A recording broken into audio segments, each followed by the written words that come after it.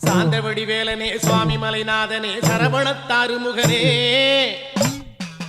தந்தைக்கு உபதேச மந்திர பொருள் சொன்ன சண்முகானந்த குகனே ஞான பிரகாசனே நாடுவோர் நேசனே நல்லருள் தாருமையா வானவழி தன்னிலே தோகை மயில் மீதிலே மறவாமல் வாருமையா